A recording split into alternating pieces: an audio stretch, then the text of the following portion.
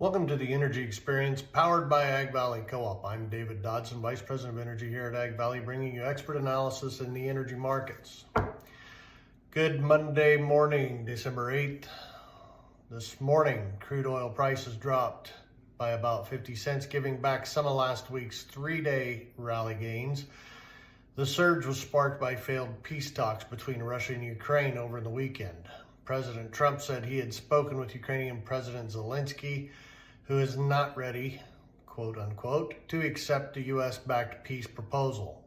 Fighting continued, including another Ukrainian drone attack on Russia's Ryazan refinery, which handles 342,000 barrels per day and had just restarted after closing for maintenance following a November 15th strike.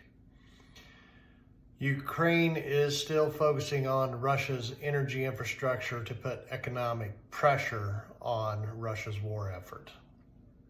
Tensions between the United States and Venezuela remain in the spotlight, with recent statements and stricter rules regarding Venezuelan airspace raising concerns about potential effects on the country's oil production.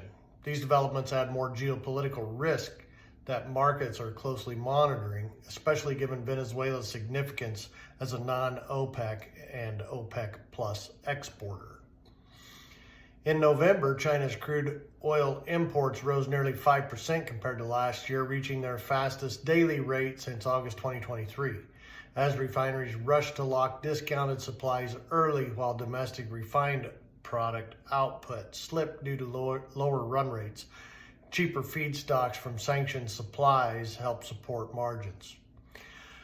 Arrivals from Saudi Arabia and Iran grew substantially, while Russian deliveries declined because of tighter state buying and quota limits. Overall demand is somewhat weaker in the short term, but import volumes remain high heading into early 2026.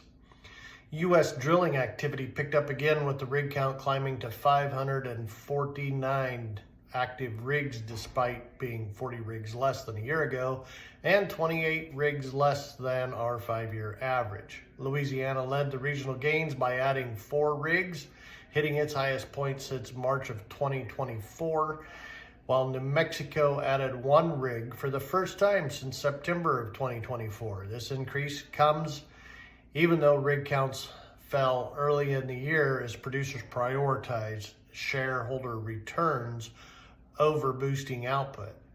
The latest figures suggest a slight rise in drilling momentum approaching year-end.